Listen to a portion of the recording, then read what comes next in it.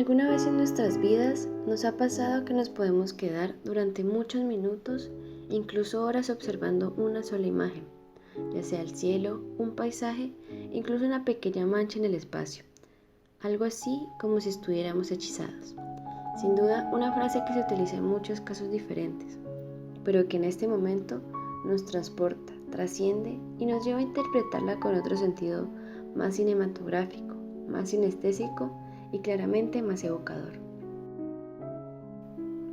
A este efecto, específicamente en el cine sinestésico, se le conoce como conciencia oceánica, la cual es similar a muchos otros conceptos que se manifiestan en la sociedad, tales como el ensimismamiento presente en la doctrina Zen o el magnetismo místico de la naturaleza, los cuales contienen aspectos muy similares, pero no lo comprenden por completo. En el caso del cine, es necesario que el espectador se vuelva un participante activo en la recepción de la obra a través de los sentidos que pueda llegar a desarrollar mientras la observa. Este es todo un proceso que transporta al espectador hacia una experiencia, y llegará un momento en el que no podrá definir si lo que ve es resultado del mero exterior o si en realidad es parte de las creaciones que hace su conciencia y mente. Por ende, se rompe esa barrera entre su realidad y absorbe al espectador en el tiempo.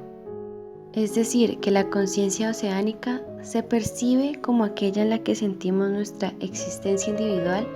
perdida en una unión mística con el universo. Es interesante cómo el dejarse cautivar por una imagen que en un principio lo vemos como algo tan cotidiano,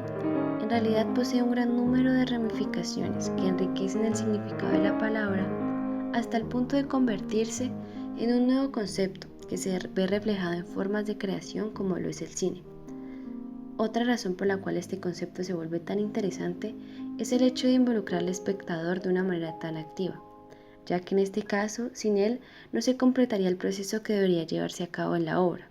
Entonces, el espectador no solo se comporta como un individuo que observa la película, sino que se convierte en una parte de la estética y las entrañas de la obra final, lo cual le brinda un toque más humano y real, ya que se ven involucradas las sensaciones y percepciones de una persona.